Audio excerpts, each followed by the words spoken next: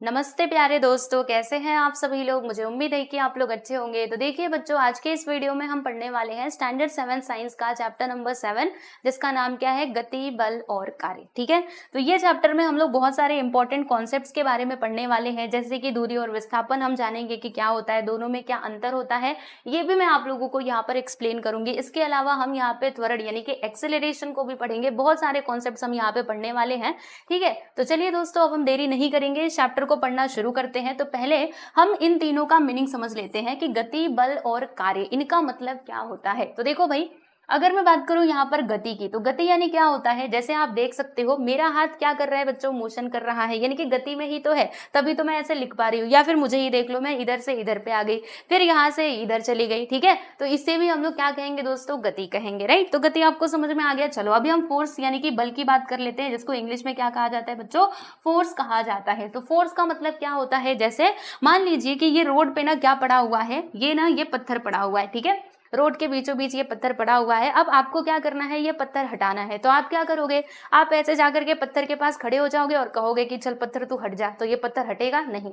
आपको क्या करना पड़ेगा, हाँ बिल्कुल, अपने हाथों का प्रयोग करना पड़ेगा, या फिर आप अपने पैरों की मदद से इसको हटाओगे। तो हाथ आप इसके ऊपर लेकर के जाओगे, फिर इसको उठाओगे। अच्छा मुझे एक बात बताओ, बस आप ऐसे लेकर के गए और ऐसे ले जाकर के आपने छोड़ दिया, आप इस पे बल नहीं लगा रहे हो, बस ऐसे ही छोड़ दिए हो, तो क्या ये पत्थर उठ पाएगा, नहीं उठेगा। आपको क्या करना पड़ेगा, इसके ऊपर बल लगाना पड़ेगा। आप ऐसे इस पत्थर को उठाओगे, तब आप रोड के किनारे रख पाओगे, यानी आपने क्या लगाया, इसके ऊपर बल लगाया, तभी तो ये मूव हो पाया, वरना ये इधर के इधर ही पड़ा रहता। ठीक है, तो इसी को क्या कहा जाता है दोस्तों, बल कहा जाता है। समझ में आ गया, बल यानी मतलब क्या होता है, फोर्स। हम किसी भी ऑब्जेक्ट के ऊपर जब फोर्स लगाते हैं ना, तभी जाके वो मूव करता है, यानी कि गति में आता है। राइट, तो ये पत्थर कब गति में आया, जब हमने इसके ऊपर बल लगाया, फोर्स का उपयोग किया, तब ये क्या हुआ, गति में आया, और फिर ये यहाँ से ले जाकर के यहाँ पे हमने रोड के किनारे इसको रख दिया। ठीक है, फिर हमारा यहाँ पे तीसरा टर्म क्या था भाई, तो तीसरा टर्म हमारा था दोस्तों कार्य। राइट, चलो अब आपको कार्य के बारे में बताती हूँ। तो देखो हमने क्या किया, ध्यान से समझिएगा। हम आए, है ना, चलते चलते मस्त हम आए, देखा ये रोड के बीचों बीच पड़ा हुआ है पत्थर। हम सोच रहे हैं अब ये पत्थर का क्या करें, क्योंकि पत्थर हटाना पड़ेगा। राइट, तो हम गए इसके पास और फिर हमने पत्थर के ऊपर लगाया बच्चों बल। क्या लगाया, बल इसके ऊपर लगाया, और तभी जाके ये पत्थर मोशन में आया, यानी कि गति में आया, है ना। इसके अंदर क्या होने लगी, गति होने लगी। फिर हम इसको उठा करके यहाँ पर ये रोड के किनारे हमने ये पत्थर ले जा करके रख दिया। तो यहाँ से पहले पत्थर इधर था, अब ये कहाँ पर पहुंच गया है प्यारे बच्चों, इधर पहुंच गया है। यानी कि क्या हुआ, यहाँ पर कार्य हमें देखने के लिए मिल रहा है ना।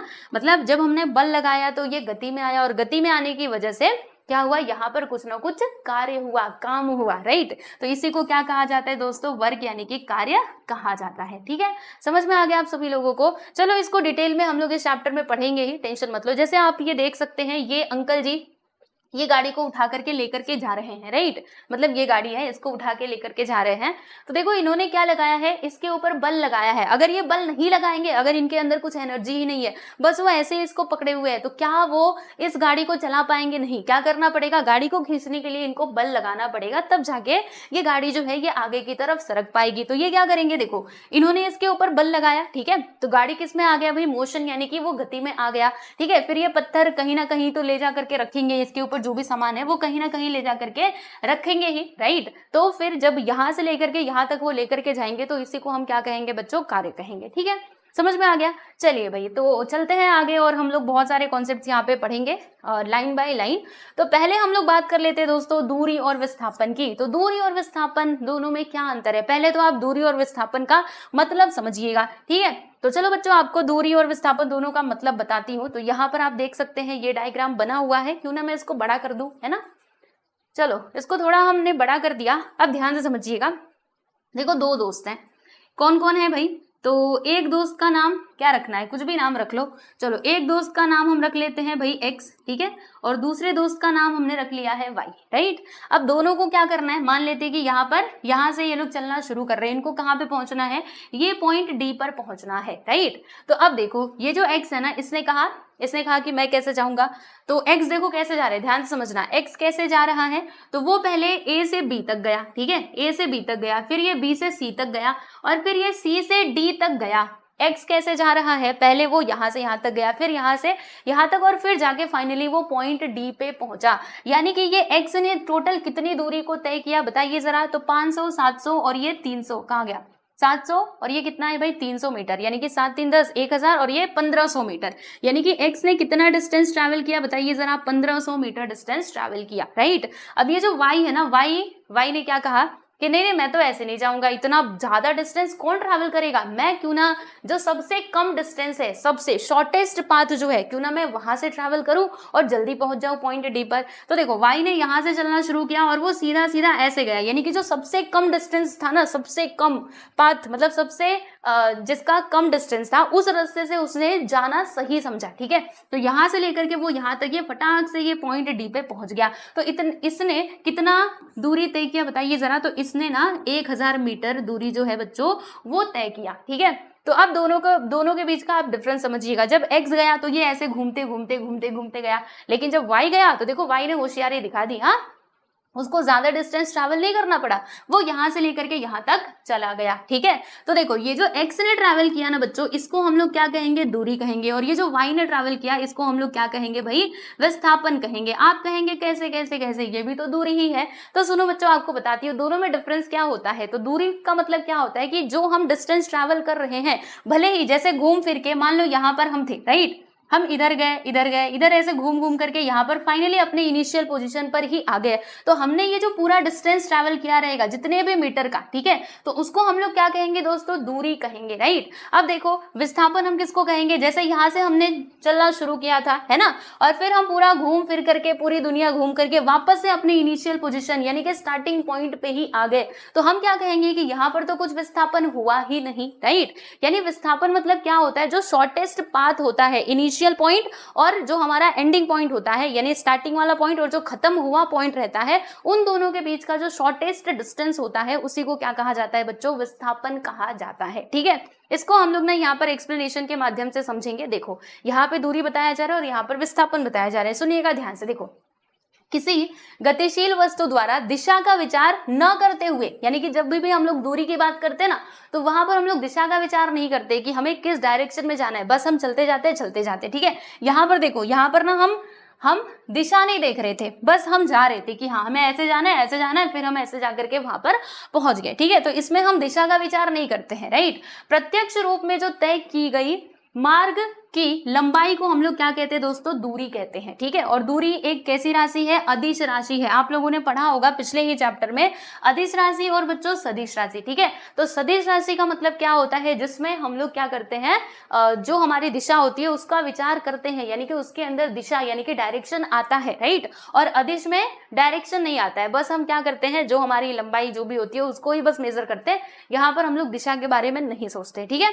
तो याद रखिएगा जो आपका दूरी है ना बच्चों, वो क्या है, वो एक अदिश राशि है, ओके। और जो एक्चुअल लंबाई होती है हमारे पाथ की यानी कि हमारे रास्ते की, राइट, उसी को हम लोग क्या कहते हैं प्यारे बच्चों, दूरी कहते हैं, ठीक है। चलिए विस्थापन की बात कर लेते हैं। तो विस्थापन में क्या होता है, सुनो, किसी गतिशील वस्तु द्वारा प्रारंभ स्थान से अंतिम स्थान, मैंने आपको बताया था ना इनिशियल से फाइनल वाला पॉइंट, ठीक है। तो देखो प्रारंभ स्थान से अंतिम स्थान तक पहुंचने के लिए एक ही दिशा में, देखो यहाँ पे दिशा भी बहुत इंपॉर्टेंट है, एक ही दिशा में तय की गई न्यूनतम दूरी को क्या कहा जाता है, विस्थापन कहा जाता है। जैसे हमने देखा जब y गया था तो देखो इसने दिमाग लगाया, ये यहाँ से लेकर के यहाँ तक गया, यानी वो एक ही दिशा में गया ना, और सबसे कम जो लंबाई थी जिस भी रास्ते की वहां से वो गया, ठीक है। तो इसीलिए इसको हम क्या कहेंगे बच्चों, विस्थापन कहेंगे, क्योंकि यहाँ पर दिशा का विचार किया जा रहा है और इसमें दिशा का विचार नहीं किया जा रहा है, ठीक है। क्लियर हुआ। तो ये होता है दोनों के बीच का डिफरेंस, दूरी और विस्थापन, राइट। और याद रखिएगा बच्चों विस्थापन कैसी राशि है, तो ये एक सदिश राशि है। इस बात पे भी आप एकदम अच्छे से ध्यान देना कि विस्थापन क्या है, ये एक सदिश राशि है और दूरी क्या है, अदिश राशि है, ठीक है। सदिश का मतलब क्या होता है, जिसमें हम दिशा को भी इंक्लूड करते हैं, राइट। अच्छा इसको याद करने का तरीका बताती हूँ, जैसे मैंने याद किया था, क्योंकि इसमें बहुत कंफ्यूजन होता है, हम भूल जाते हैं सदिश क्या है और अदिश क्या है। तो मैंने एक ट्रिक लगाया था, आपको बताती हूँ। जैसे देखो हम सदिश को कैसे लिखते हैं, ऐसे लिखते हैं, बिल्कुल भैया ऐसे लिखते हैं, ठीक है।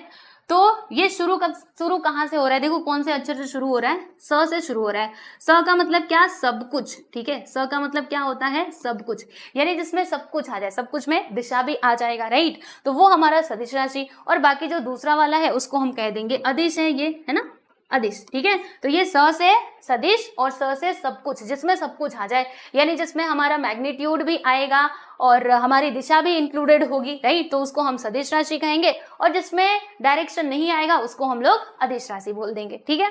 चलिए, तो आई होप आपको यहाँ से ये बात क्लियर हो गई होगी, है ना।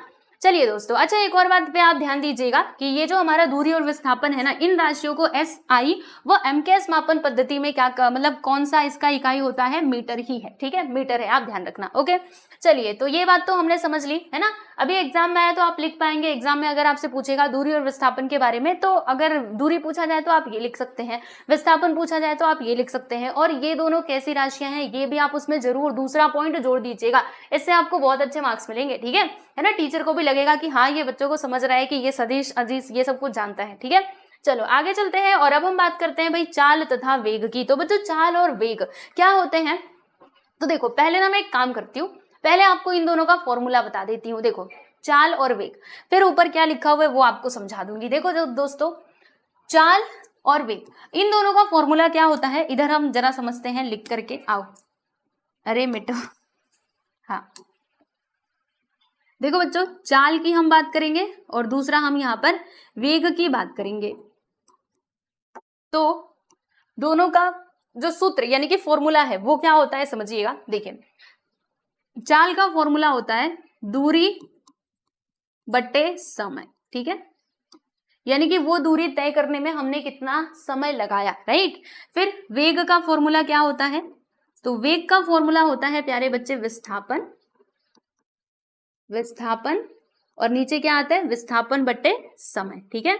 तो ये होता है दोस्तों दोनों का फॉर्मूला, आपने देखा बराबर। तो देखो चाल में क्या आता है, दूरी आता है, और दूरी कैसी राशि है, अदिश राशि है, यानी कि ये जो आपका चाल है ना प्यारे बच्चों, ये भी कैसा राशि हो जाएगा, तो ये भी हमारा अदिश राशि ही होगा, ठीक है। ये कैसी राशि हो जाएगी, अदिश राशि हो जाएगी। देखो वेग में क्या आ रहा है, विस्थापन आ रहा है, राइट, तो विस्थापन कैसा राशि है, ये एक सदिश राशि है, यानी कि वेग भी क्या हो जाएगा बच्चों, ये भी एक सदिश राशि हो जाएगा, ठीक है। तो अब ये बेसिकली वेग और दूरी, वेग और चाल, ठीक है। अगर हमें एग्जाम में इसे एक्सप्लेन करना हुआ तो हम कैसे करेंगे, इसको जरा समझते हैं। तो देखो बच्चों, यहाँ पर ये वेग का जो एक्सप्लेनेशन है वो दिया गया है, इसी से हम लोग चाल का डेफिनेशन भी समझ लेंगे। देखो जैसे वेग किसको कहा जाता है, तो इकाई समय में किसी निश्चित दिशा में वस्तु द्वारा तय की गई दूरी को वेग कहते हैं। वेग किसको कहते हैं, सुनना ध्यान से, तो इकाई समय में, ठीक है, यानी कि जो हमारा यूनिट टाइम है उसमें किसी निश्चित दिशा में, देखो यहाँ पे दिशा की बात की जा रही है कि किसी निश्चित दिशा में वस्तु द्वारा तय की गई दूरी, ठीक है, किसी निश्चित दिशा में इकाई समय में वस्तु द्वारा तय की गई दूरी को क्या कहा जाता है बच्चों, वेग कहा जाता है, ठीक है। जैसे पिंड का अगर आपको वेग नापना है तो आप कैसे नापेंगे, अभी मैंने आपको फॉर्मूला बता दिया, विस्थापन बटे विस्थापन के लिए लगा समय, यानी कि कितना टाइम लगा, राइट, वो आप नीचे लिखोगे, और विस्थापन आपने कितना किया वो आप ऊपर लिखेंगे, फिर आपको क्या मिल जाएगा, वेग जो है बच्चों वो यहाँ से आपको मिल जाएगा, ठीक है। ये बात आपको समझ में आ गई, तो लिख लोगे। वेग के बारे में अगर आपसे पूछे तो बता लेंगे ना कि इकाई समय में निश्चित दशा में किसी पिंड द्वारा जो तय की गई दूरी होती है उसी को क्या कहा जाता है, वेग कहा जाता है, ठीक है। अच्छा, इसका फॉर्मूला क्या होता है ये भी आपने समझ लिया। अब मान लीजिए कि यही आपसे पूछ दे किसके बारे में, चाल के बारे में, कि चाल को क्या करो, डिफाइन करो, यानी कि एक्सप्लेन करो, तो आप कैसे करेंगे। चाल का तो यहाँ पे डेफिनेशन दिया नहीं है, कोई बात नहीं, देखो हम लोग बनाएंगे इसका डेफिनेशन। कैसे, हम कहेंगे इकाई समय में, देखो ये जो निश्चित दिशा है ना बच्चों, इसको काट देना। क्या करोगे, क्योंकि देखो दूरी में हम लोग क्या करते हैं, दूरी में हम दिशा का विचार करते ही नहीं है, और आपको मालूम है कि चाल का फॉर्मूला अभी हमने देखा, दूरी बटे समय, नीचे क्या आ रहा था, समय, यहाँ पे दूरी के बारे में हम बात कर रहे थे, और दूरी जो कि एक अदिश राशि है, मतलब वहां पे दिशा का विचार तो किया ही नहीं जाएगा। तो क्या कहेंगे, इकाई समय में वस्तु द्वारा तय की गई दूरी को क्या कहते हैं, यहाँ पर आप लिख दोगे बच्चों, चाल कहते हैं, ठीक है। इकाई समय में वस्तु द्वारा तय की गई दूरी को चाल कहा जाता है, और चाल का फॉर्मूला आपसे पूछे तो ये लीजिए, ये तो हमने आपको लिख के बता ही दिया, ठीक है। चलिए, तो यहाँ तक की बातें आपको समझ में आ गई होंगी। अब एक और बात हम यहाँ से क्लियर करते हैं, जैसे लिखा है ना कि राशियों की इकाइयां भी लिखो, यानी कि ये जो दूरी और समय है इनकी हमको बच्चों इकाई भी लिखनी है, ठीक है। तो इकाई क्या होती है, जैसे दूरी का इकाई क्या होगा, अभी हमने ऊपर देखा था मीटर होता है, तो अगर दूरी का इकाई मीटर मतलब मीटर है तो विस्थापन का भी क्या होता है प्यारे बच्चों, मीटर ही होता है, ठीक है। समय की इकाई क्या होती है, सेकेंड होती है, राइट, तो यहाँ पे भी हम लिख देंगे सेकेंड, बराबर। अब देखो चाल का फॉर्मूला हमने क्या देखा था कि ऊपर आता है हमारा डिस्टेंस, नीचे आता है टाइम, यानी कि दूरी बट्टे समय, और दूरी का ये क्या कहते हैं, दूरी का इकाई क्या होता है, मीटर होता है, और टाइम का क्या होता है प्यारे बच्चे, सेकंड होता है। यानी कि इन दोनों से मिला करके चाल का क्या बन जाएगा, चाल का इकाई निकल जाएगा। कैसे, जैसे चाल का फॉर्मूला क्या है, डिस्टेंस अपॉन टाइम है, डिस्टेंस यानी कि दूरी बट्टे समय, वैसे ही चाल का इकाई क्या हो जाएगा, मीटर प्रति सेकेंड। क्या हम कहेंगे बच्चों, ऊपर मीटर है ना, हम इसको ऐसे लिखेंगे मीटर प्रति सेकेंड। बात समझ में आई। वैसे ही ये जो वेग है, वेग का फॉर्मूला हमने क्या देखा था, ऊपर आ जाएगा आपका विस्थापन, ठीक है, विस्थापन बट्टे समय आएगा, जो विस्थापन में समय लग रहा है उसको हम नीचे लिखते हैं, बराबर।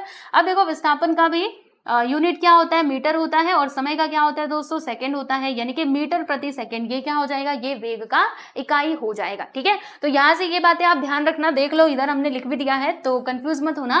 देखो इसकी इकाई क्या होती है बच्चों, इसकी इकाई मीटर होती है। देखो यहाँ से क्वेश्चन बन सकते हैं तो ध्यान रखो। और ये ना आपके फिजिक्स का समझो कि बेसिक यहाँ से शुरू हो रहा है, अगर बेसिक क्लियर नहीं रहेगा तो फिर आगे आप कैसे पढ़ाई करोगे, क्योंकि ये फिजिक्स का पार्ट है। ये जो हम चैप्टर में सारी चीजें पढ़ रहे हैं बच्चों, ये फिजिक्स का पार्ट है, तो ये समझो कि फिजिक्स का ये स्टार्टिंग पॉइंट है। तो इसे आपको क्या करना पड़ेगा, अच्छे से मतलब समझना होगा, क्योंकि जब आपका बेस क्लियर रहेगा तभी तो आप आगे जाकर के फिजिक्स के जो इससे भी आगे वाले जो कॉन्सेप्ट्स आएंगे उनको समझ पाओगे, है ना। तो दूरी का इकाई क्या होता है, मीटर होता है, समय का सेकंड होता है, यानी मीटर प्रति सेकंड ये बन जाता है हमारा यूनिट, किसका, चाल का, ठीक है। वेग का भी यही सेम होगा, मीटर प्रति सेकंड, ये इसका होता है बच्चों यूनिट, ठीक है। चलिए, और कौन सदिश राशि, कौन अदिश राशि, ये तो मैंने आपको बता ही दिया है ना। तो यहाँ से ये बातें भी क्लियर हो गई होंगी। चलो अब मैं आपको यहाँ पे कुछ और बातें बताती हूँ।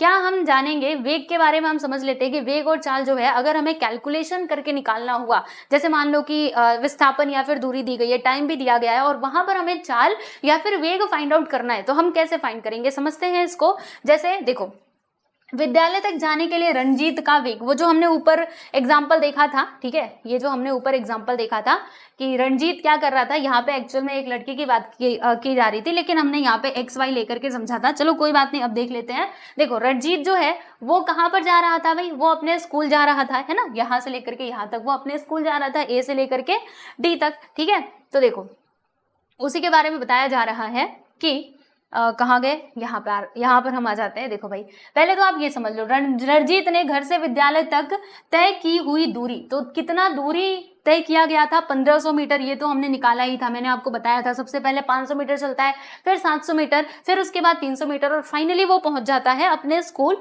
यानी कि टोटल कितना मीटर का वो डिस्टेंस ट्रैवल कर रहा है, 1500 मीटर का, ठीक है। और उसको समय कितना लगा, समय भी बाजू में दिया गया था। अगर आप वो पेज देखेंगे ना तो उसमें देखो बच्चों, यहाँ पे समय भी दिया गया था कि 500 मीटर चलने में उसको समय कितना लगता है, 8 मिनट का समय लगता है, फिर 700 मीटर चलने में 11 मिनट का, और 300 मीटर चलने में उसको 6 मिनट का टाइम लगता है, ठीक है। तो वो यहाँ पर दिया गया था, राइट। तो टोटल टाइम भी देखो हमने निकाल लिया है। यहाँ पे देखो रंजीत को घर से विद्यालय तक पहुंचने के लिए लगा समय, तो 8 मिनट, 11 मिनट, 6 मिनट, और कुल मिलाकर के कितना हो जाएगा, 11 6 देखो 11 8 19 हो जाएगा, 19 6 25, यानी कि 25 मिनट, ठीक है। और रंजीत के घर से विद्यालय तक हुआ विस्थापन कितना था, 1000 मीटर था, है ना। तो ये सब तो हम ऊपर देख ही चुके हैं। अब बस इन्हीं की मदद से हम समझते हैं कि वेग और चाल कैसे निकाला जाता है। तो पहले हम बच्चों यहाँ पे चाल की बात कर लेते हैं, यानी कि स्पीड की बात कर लेते हैं। किसकी बात करेंगे प्यारे बच्चों, स्पीड की बात करेंगे, ठीक है। तो स्पीड का फॉर्मूला मैंने आपको क्या बताया था, डिस्टेंस अपॉन टाइम, यानी कि दूरी बट्टे समय, ठीक है। तो कितना दूरी तय किया गया है रंजीत के द्वारा, तो 1500 मीटर का। तो दूरी आप ऊपर लिख दोगे, है ना, और नीचे क्या लिखोगे बच्चों, नीचे आप टाइम लिखोगे, यानी कि समय। तो उसको टोटल कितना समय लगता है, 25 मिनट का समय लगता है अपने स्कूल तक पहुंचने के लिए। तो वो हमने समय को नीचे लिख दिया, ठीक है। अब ये ऊपर वाला किस में है, मीटर में है, और ये नीचे वाला किस में है भाई, मिनट में है ना। तो अब हम क्या करेंगे बच्चों, इसको सॉल्व करेंगे। लेकिन उससे पहले सुनो ध्यान से, यहाँ पर ये जो मिनट है ना, इसे हमें क्या करना पड़ेगा बच्चों, सेकंड में चेंज करना पड़ेगा। किस में चेंज करना पड़ेगा, सेकंड में चेंज करना पड़ेगा, क्योंकि इसका यूनिट क्या होता है, मीटर प्रति सेकंड होता है ना, तो इसको हम सेकंड में चेंज कर लेते हैं। तो सेकंड में चेंज करने के लिए क्या करेंगे बताओ, यहाँ पे 60 से गुणा कर देंगे। आपको मालूम होगा कि एक मिनट में कितने सेकेंड्स होते हैं, 60 सेकेंड होते हैं। तो 25 मिनट में कितने सेकेंड्स हो जाएंगे बच्चों, ये 25 मिनट में, तो 25 गुणे 60 हम कर देंगे, है ना। तो इसको सेकंड में बदलने के लिए हमने क्या किया, इसमें 60 से गुणा कर दिया। अब इसको सॉल्व करो, देखो ये कैसे कटेगा। देखो 25 एकम 25 और 25 छक्के कितना होता है, 150 होता है, और ये वाला 0 इसके साथ आ जाएगा, यानी कि यहाँ पर आएगा 60 और नीचे कितना है भाई 60, क्योंकि अब ये 25 तो कट चुका है। अब इन दोनों को कैंसिल करेंगे तो 60 से 60 कट गया, यानी कि यहाँ पर आ जाएगा 1 मीटर प्रति सेकेंड। देखो 1 मीटर प्रति सेकेंड, ये हमको क्या मिला है बच्चों, चाल मिला है। ठीक है, क्या मिला है, चाल यानी कि स्पीड मिला है, बराबर। यानी कि वो 1 सेकेंड में कितना मीटर डिस्टेंस ट्रैवल करता है, तो 1 मीटर का डिस्टेंस ट्रैवल करता है 1 सेकेंड में। कौन, रणजीत। ठीक है, तो ये तो हमने चाल की बात कर ली। अब यहाँ पर वेग की बात कर लेते हैं। तो वेग का फॉर्मूला क्या होता है, विस्थापन बटे समय। ठीक है, कुल समय जो भी टाइम लगा हुआ है। तो विस्थापन यहाँ पर कितना हुआ है, 1000 मीटर का विस्थापन हुआ है, हमने देखा था ऊपर, है ना। टाइम कितना लगा, 25 मिनट। अब इसको फिर से हम लोग सेकंड में चेंज करेंगे, जिसके लिए हमें क्या करना पड़ेगा, यहाँ पर 60 से गुणा करना पड़ेगा। अब इसको काटो तो 25 चौका कितना होता है बच्चों, 100 होता है। ये वाला 0 इसके साथ, यानी कि 40 बट्टे 60 आ जाएगा। कट पिट करोगे तो 0 0 कैंसिल, फिर आप इसको ऐसे डिवाइड करेंगे तो कितना आएगा। देखो जब आप डिवाइड करोगे ना, तो पॉइंट लगा के आपको इधर 0 बढ़ाना पड़ेगा, तो 40 हो जाएगा। और 6 6 36 होता है ना, 6 गुणे 6 कितना होता है, 36 होता है, फिर 40 आ जाएगा। मतलब ये 0.6666 आता ही रहेगा। तो 0.66 मीटर प्रति सेकेंड ये हमको क्या मिल गया है प्यारे बच्चों, वेग मिल गया है। ठीक है, तो वेग और चाल ऐसे निकाला जाता है, देख लीजिए, इसका फॉर्मूला भी याद कर लीजिए, और जो इसका यूनिट है प्यारे बच्चों ये भी आप याद कर लेना। ठीक है, क्लियर हुआ। तो चलिए, आई होप आपको यहाँ से क्लियर हो गया होगा सारी बातें, है ना। तो अभी तक हमने क्या क्या समझा, हमने समझा दूरी और विस्थापन, फिर हमने स्पीड यानी कि चाल, और ये क्या था हमारा दूसरा, वेग, मतलब वेलोसिटी के बारे में जाना, स्पीड एंड वेलोसिटी के बारे में समझा, राइट। और कैसे निकाला जाता है ये भी हमने देख लिया है। चलिए बच्चों, अब हम बात करते हैं अगले कॉन्सेप्ट की। तो हमारा अगला कॉन्सेप्ट क्या होगा, औसत वेग और तात्कालिक वेग। तो चलो दोनों के बारे में हम समझते हैं। तो यहाँ पर आप देखिएगा, ये जो ट्रक है ना, वो पॉइंट ए से कहाँ पर जा रहा है, पॉइंट डी तक जाने वाला है, राइट। और ये देखो, ये जो रास्ता यहाँ पर बना है ना प्यारे बच्चों, ये कैसा रास्ता है, ये सरल रेखीय मार्ग है, यानी कि सीधा सीधा मार्ग यहाँ पर दिया गया है। ठीक है, अब मान लीजिए कि हमें यहाँ पर क्या निकालना है, एवरेज वेलोसिटी, यानी कि औसत वेग अगर हमें निकालना है तो हम कैसे निकालेंगे, बहुत आसान है। ऊपर आप क्या लिखेंगे, टोटल जो विस्थापन हुआ है उसे आप ऊपर लिखेंगे, और समय जो लग रहा है बच्चों उसे हम नीचे लिखेंगे, फिर हमको एवरेज वेलोसिटी यानी कि औसत वेग मिल जाएगा। ठीक है, चलिए यहाँ पर हम लोग पहले औसत वेग निकालना सीखते हैं। तो देखो, ये जो ट्रक है ना, मान लीजिए ये पॉइंट ए से चल करके पॉइंट डी तक पहुंच गया। अब ये जो ट्रक है ना बच्चों, वो यहाँ पर आ चुका है, राइट। तो ये कितना विस्थापित हुआ है, ये यहाँ से लेकर के यहाँ तक गया, तो ये कितना किलोमीटर विस्थापित हुआ है। तो आप देखिएगा डिस्टेंस कितना दिया गया है। तो ए से लेकर के बी तक का डिस्टेंस कितना था भाई, 10 किलोमीटर, यानी कि यहाँ पे 10 लिख देना। फिर बी से लेकर के सी तक कितना था, ये भी 10, और सी से लेकर के डी तक कितना था प्यारे बच्चों, 20 किलोमीटर। ठीक है, तो और यहाँ पर समय कितना था, तो समय देखो इसमें दिया गया है 1 घंटा, तो यहाँ पर हमने ये 1 घंटा ले लिया। अब इन सबको जोड़ दो तो 20 10 30 10 40, यानी कि 40 किलोमीटर इसने डिस्टेंस ट्रैवल किया। मतलब ये टोटल कितना विस्थापित हुआ है, डिस्प्लेसमेंट कितना हुआ है, 40 किलोमीटर का।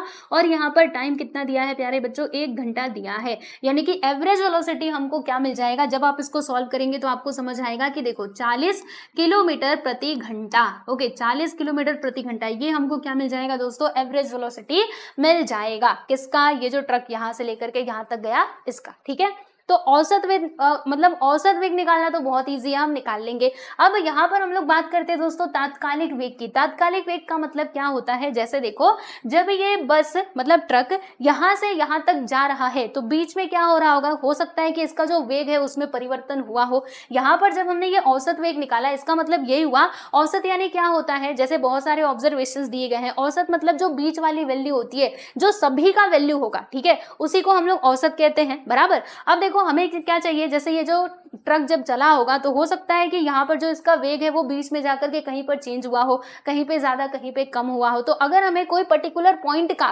वेग चाहिए, राइट, अगर हमें किसी पर्टिकुलर पॉइंट का, मान लीजिए हमें ए से लेकर के बी तक का वेग चाहिए या फिर बी से लेकर के सी तक का वेग चाहिए, तो ये छोटे छोटे जो डिस्टेंस का, राइट, हम जो वेग निकाल रहे होते हैं ना दोस्तों, उसी को क्या कहा जाता है, तात्कालिक वेग कहा जाता है। जैसे मान लो कि मुझे ना ए से लेकर के बी तक का क्या चाहिए, वेग चाहिए, बस इतना ही चाहिए, पूरा नहीं चाहिए। तो क्या करूंगी मैं यहाँ पे वेग निकाल लूंगी। तो वेग कैसे निकालेंगे, देखो ये यहाँ से लेकर के यहाँ तक कितना विस्थापित हुआ, 10 किलोमीटर, तो आप यहाँ पे 10 किलोमीटर ऊपर लिख देंगे। फिर इसको समय कितना लग रहा है, तो इसको समय लग रहा है प्यारे बच्चे ए से लेकर के बी तक जाने में 10 मिनट इसको समय लग रहा है। कितना मिनट समय लग रहा है प्यारे बच्चों, 10 मिनट समय लग रहा है। ठीक है, ये हमने लिख दिया, बराबर।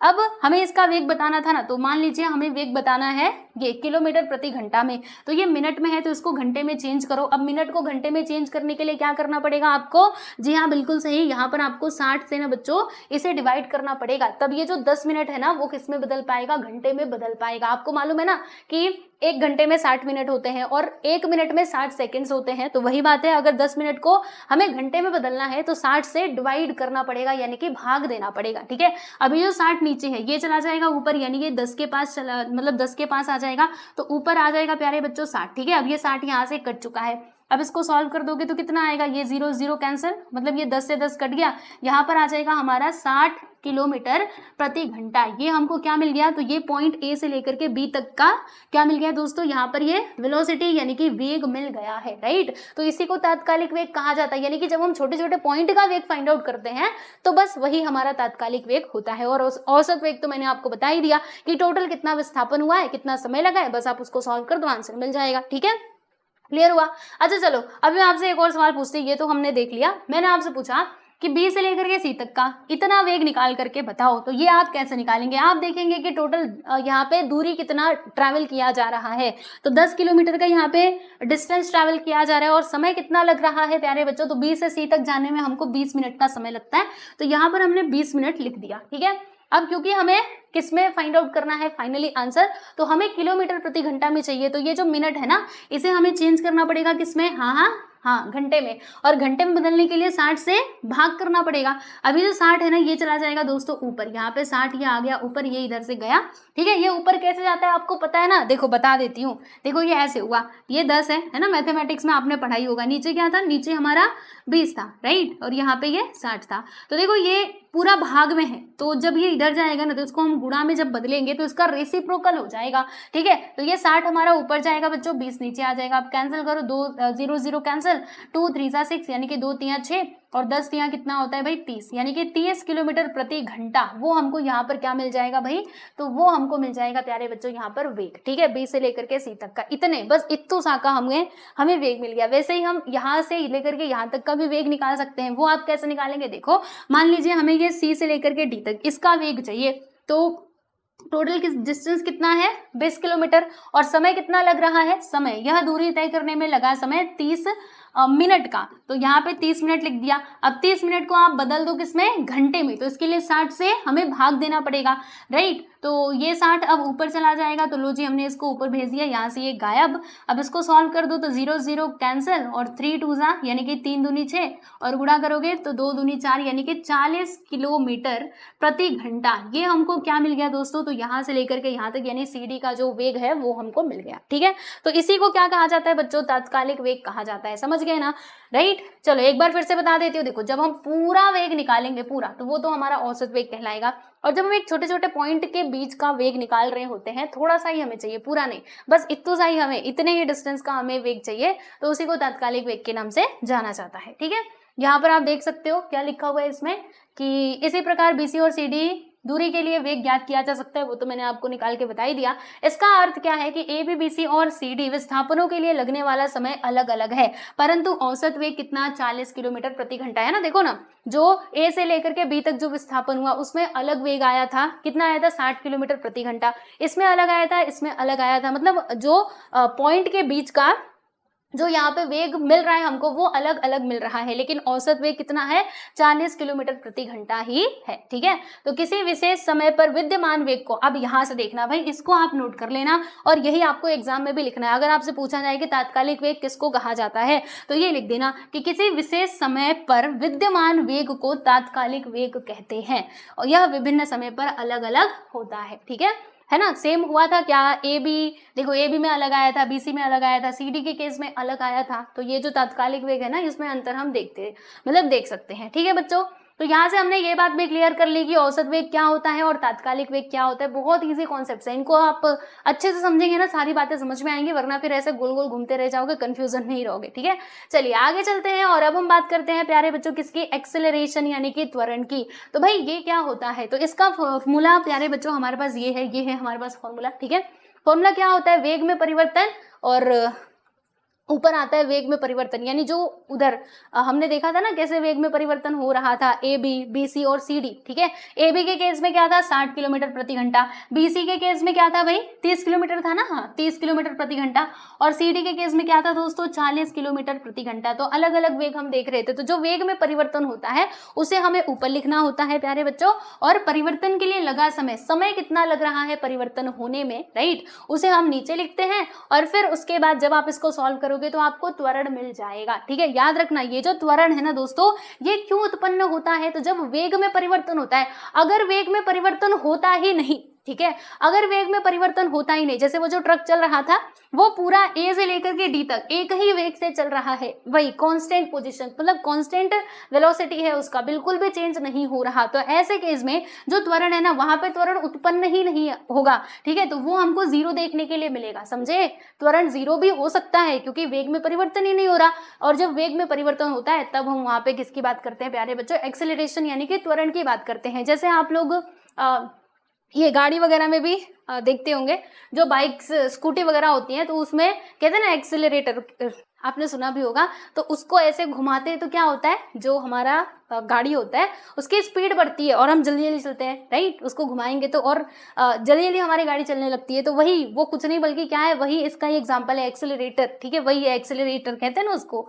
तो चलो बच्चों इसके बारे में हम समझ लेते हैं। तो यहाँ से आपको ये फॉर्मूला ध्यान में रखना है, देख लो भाई, ये बस छोटा सा ये फॉर्मूला है, इसे आप याद रखना। एक्सेलरेशन का फॉर्मूला क्या होता है, त्वरण विच इज इक्वल टू वेग में परिवर्तन, क्या आएगा, वेग में परिवर्तन, जो परिवर्तन हो रहा है कि फाइनल वेलोसिटी कितनी है और इनिशियल वेलोसिटी कितनी है, यानी कि प्रारंभिक वेग और फाइनल मतलब जो खत्म हुआ वो वेग कितना है, उन दोनों के बीच का डिफरेंस हम ऊपर लिखेंगे, और जो टाइम यहाँ पे लग रहा है परिवर्तन में हुआ समय, राइट, उसे हम नीचे लिखेंगे और तब जाके हमको त्वरण मिल जाएगा। ठीक है, तो यहाँ से बस आपको ये फॉर्मूला ध्यान में रखना है, बाकी और ज्यादा इधर दिमाग लगाने की जरूरत नहीं है। इसमें आपको पूरा डिटेल में अभी नहीं जाना है, वो आप बाद में जाओगे, जब आप और आगे की क्लासेस में जाओगे ना तो वहां पर आपको ये सब कुछ पढ़ने के लिए मिलेगा। ठीक है, तो त्वरण किसे कहते हैं मैंने आपको बता दिया, देख लो यहां से लेकर के यहां तक आप इसको लिख सकते हो कि वेग में परिवर्तन कितने सेकंड में होता है, उसके द्वारा वेग में होने वाला प्रति सेकंड परिवर्तन ज्ञात किया जा सकता है, और इसे ही हम क्या कहते हैं बच्चों, त्वरण कहते हैं। ठीक है, यानी कि जो वेग है उसमें परिवर्तन कितने सेकंड में हो रहा है। ठीक है, वो जो परिवर्तन हम देख रहे हैं भाई वो कितने सेकंड में हो रहा है ये बता दो। ठीक है, उसके द्वारा वेग में होने वाला प्रति सेकंड परिवर्तन ज्ञात किया जा सकता है, और इसे ही क्या कहते हैं बच्चों, त्वरण कहते हैं। ये आप अपने एग्जाम में लिख सकते हो अगर आपसे पूछा जाए तो। ठीक है, और ये जो त्वरण है ना दोस्तों, ये किस कारण से उत्पन्न होता है बताओ जरा, है ना, त्वरण जो है वो किस कारण से उत्पन्न होता है, ये आपको सोचना चाहिए। सोचो सोचो सोचो, अभी आपको समझ आएगा बाद में, थोड़ी देर बाद, है ना। त्वरण क्यों उत्पन्न होता है, राइट, तो देखो त्वरण क्यों उत्पन्न होता है, जैसे अभी जो हमने ट्रक देखा था, अगर उसके वेलोसिटी में चेंजेस नहीं होते, वेग में परिवर्तन नहीं होता, तो त्वरण वहां पे जीरो होता, लेकिन उसके वेग में परिवर्तन हो रहा है। तो किस कारण से ऐसा हो रहा है, क्योंकि वहां पे कहीं ना कहीं बल कार्य कर रहा है, बराबर। अगर हम मान लीजिए मैं यहाँ पे चल रही हूँ, ठीक है, आराम से चल रही हूँ, कोई बात नहीं, चलने दो, लेकिन मैंने क्या किया, मैंने थोड़ी ज्यादा एनर्जी लगाई, थोड़ा बल यहाँ पे ज्यादा लगाया और मैं भागने लगी, तो क्या हुआ, मेरी स्पीड में चेंजेस हुए कि नहीं, वैसे ही वेलोसिटी में भी चेंजेस होते हैं, यानी जब वेलोसिटी में चेंजेस होते हैं बल के द्वारा, राइट, तभी जाके त्वरण उत्पन्न होता है। अगर बल न लगाया जाए तो त्वरण उत्पन्न ही नहीं होगा, क्योंकि वेलोसिटी में कुछ चेंजेस ही नहीं हो रहे हैं। ठीक है बच्चों, जब आप ये पैराग्राफ पढ़ेंगे ना प्यारे बच्चों, तब आपको समझ में आएगा कि त्वरण क्यों उत्पन्न होता है। वैसे तो मैंने आपको बता दिया कि बल के कारण ही त्वरण उत्पन्न होता है। चलो इसको एग्जाम्पल की मदद से समझते हैं। जैसे जो ट्रक ड्राइवर होता है, राइट, वो अपना जो वेग है उसको कम या फिर ज्यादा कैसे करता है, तो एक्सेलरेटर यानी कि त्वरित्र की सहायता से करता है। ठीक है, ये तो हम जानते ही हैं, मैंने आपको बताया ही। अब यहाँ पर समझिएगा, आप लोगों ने वो चाबी वाला खिलौना देखा होगा जिसमें हम क्या करते हैं, चाबी मतलब चाबी भर देते हैं, फिर उसको जब जमीन पे जोड़ेंगे तो वो सीधा सीधा भागेगा। अब मान लीजिए कि वो भाग रहा है, फिर क्या होगा, किसी ऑब्जेक्ट यानी किसी वस्तु से वो टकराया, तो टकराने के बाद क्या होता है बच्चों की उसकी दिशा जो है ना वो बदल जाती है और उसके वेग में भी परिवर्तन होता है। तो ऐसा क्यों हुआ, क्योंकि वो किसी ऑब्जेक्ट से टकराया और टकराने की वजह से क्या हो रहा है, यहाँ पे बल कहीं ना कहीं कार्य कर रहा है ना, बल लगा, तभी तो इसके वेग में हम परिवर्तन देख पा रहे हैं। और जब वेग में परिवर्तन होता है तभी जाके हम त्वरण को समझ पाते हैं, है ना, तभी तो त्वरण उत्पन्न होता है। यानी कि यहाँ पर किसने कार्य किया बच्चों, बल ने कार्य किया। ठीक है, वैसे ही यहाँ पर फुटबॉल का भी एग्जाम्पल देखते हैं। जैसे फुटबॉल जो है, खिलाड़ी खेल रहा है फुटबॉल, राइट, तो वो क्या करता है, उसने बॉल को मारा, बॉल आगे की तरफ जा रहा है, अब उसे क्या करना है, बॉल को मोड़ना है, तो वो बॉल अपने आप नहीं मुड़ेगा, खिलाड़ी को क्या करना पड़ेगा, पैर उसके ऊपर मारना पड़ेगा और तब जाके वो जो बॉल है वो दूसरी दिशा में मुड़ेगा और फिर इसी के साथ ही उसके वेग में भी हम परिवर्तन देख पाएंगे। तो ऐसा क्यों हुआ, ऐसा हुआ प्यारे बच्चों बल की ही वजह से, बल लगाया तभी तो उसकी दिशा में परिवर्तन हुआ, यानी कि यहाँ पर भी त्वरण उत्पन्न होगा क्योंकि वेग में परिवर्तन हो रहा है। बराबर समझे कि नहीं, तो यहाँ से एक बात तो क्लियर हो गई होगी आप लोगों को अभी तक कि त्वरण उत्पन्न करने वाली अंतर क्रिया को क्या कहते हैं प्यारे बच्चों, बल कहते हैं। यह बल वस्तु पर कार्य करता है। ठीक है, तो चलिए यहाँ से आपको एक्सेलरेटर यानी कि त्वरण तो अच्छे से समझ में आ गया होगा, इसका फॉर्मूला आप याद कर लेना। चलो बच्चों, अब हम बात करते हैं यहाँ पे बल और त्वरण। ठीक है, फोर्स एंड एक्सेलरेशन। देखो यहाँ पे कुछ एक्टिविटीज दी गई हैं जिनको हम फटाफट से समझते हुए चलते हैं। जैसे आप लोगों ने खेला होगा भाई कैरम बोर्ड, तो पक्का सबने खेला होगा, हम भी बचपन में बहुत खेला करते थे। तो देखो कैरम में क्या होता है, जो हमारी गोटी होती है जब हम उसको मारते हैं, वो स्ट्राइकर की मदद से जब मारते हैं तो क्या होता है, हमने उसके ऊपर क्या लगाया, फोर्स लगाया, ऐसे हमने उसको मारा तो वो क्या करता है, वो मूव करता है, फिर वो क्या होता है प्यारे बच्चों, रुक जाता है। ठीक है ना, थोड़ी देर बाद वो क्या होता है, रुक जाता है।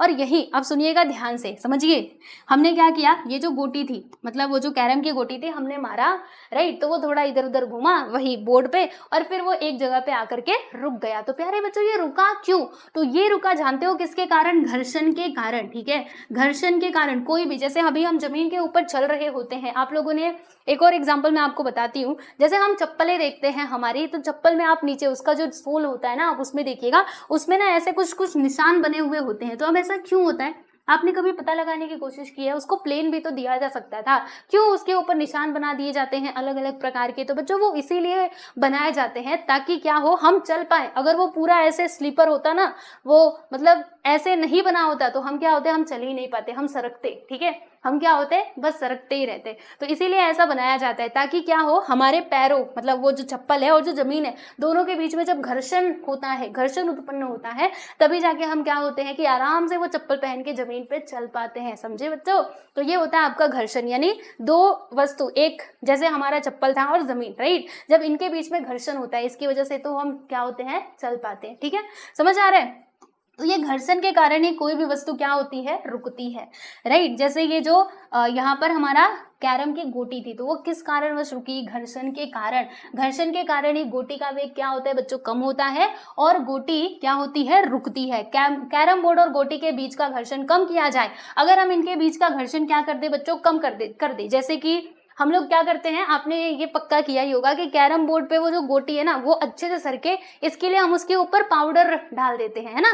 पाउडर डालने से क्या होता है कि जो कैरम है और उसकी गोटी है उनके बीच का घर्षण क्या हो जाता है, कम हो जाता है, जिसकी वजह से जो गोटी है वो ज्यादा देर तक गति करती रहती है, यानी कि मूव करती रहती है, राइट। बात समझ में आ रही है आप सभी लोगों को, तो वही दिया गया है कि अगर हम इसके बीच का घर्षण कम करें तो गोटी जो है वो अधिक समय तक चलती है। अर्थात किसी गतिशील पिंड पर किसी प्रकार का घर्षण अगर कार्यरत न हो तो वस्तु एक समान वेग से क्या होती रहेगी बच्चों, गतिशील होती रहेगी। अगर ये घर्षण होगा ही नहीं, राइट, मान लो कैरम और वो गोटी के बीच में कोई घर्षण होगा ही नहीं, तो वो जो गोटी है ना वो मूव करती ही रहेगी, समझे। तो वही बात यहाँ पर बताई जा रही है। अभी इससे हमने क्या समझा, इससे हम यहाँ पर बात करते हैं प्यारे बच्चों किसके, न्यूटन का गति संबंधी पहला नियम। ओके, न्यूटन का फर्स्ट लॉ है मोशन का, इसे आप याद रखिएगा, ये एग्जाम में पूछा जा सकता है, इसीलिए समझ लो इसको, बस आप समझ लो इसको, रट्टा मारने की जरूरत नहीं है। देखो क्या कहते हैं, जो हमारे न्यूटन जी है ना, न्यूटन भैया क्या कहते हैं कि किसी पिंड पर बल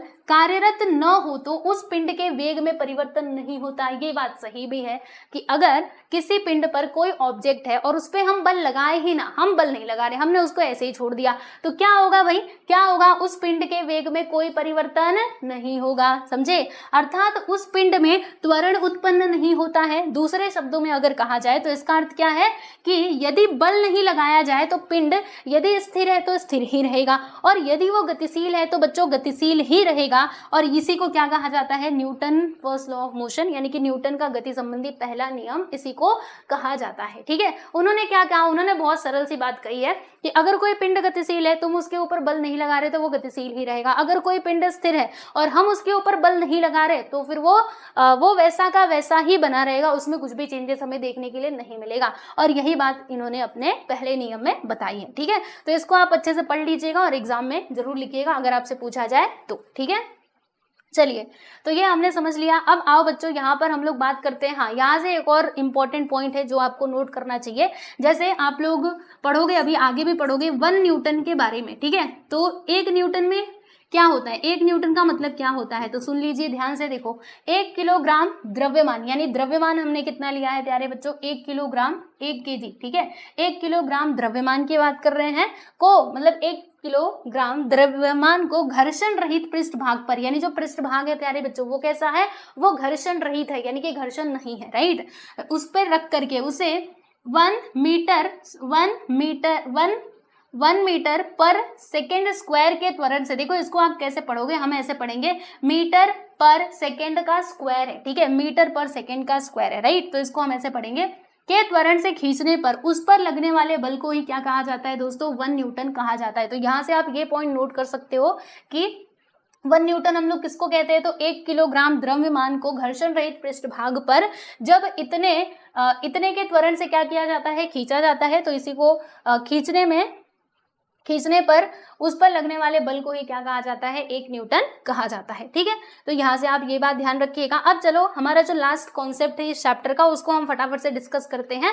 तो देखो बच्चों, यहाँ पर हम बात करते हैं किसकी, बल विस्थापन व कार्य की। ठीक है, बल डिस्प्लेसमेंट मतलब फोर्स डिस्प्लेसमेंट एंड वर्क, और इसको हम समझेंगे एग्जाम्पल की मदद से। देखो यहाँ पे एग्जाम्पल भी दिया है, तो यहाँ पर ले लिया गया है प्यारे बच्चों लकड़ी का गुटका, यानी कि एक ब्लॉक ले लिया गया है, और ये है घिरनी, मतलब वो जो ऐसे गोल गोल घूमती रहे वैसे, और फिर यहाँ पर एक वजन हमने लगाया हुआ है, राइट।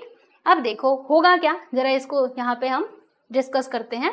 यहाँ से आपको वर्क के बारे में समझ में आएगा कि वर्क का फॉर्मूला कैसे बनता है। देखो, गुटका आगे सरकने पर उसका विस्थापन हुआ, देखो जैसे समझिएगा, आपको बताती हूँ, अरे इधर ही से समझो, ये चित्र की सहायता से ही समझो, इसमें क्या लिखा है वो तो मैं आपको बता ही दूंगी।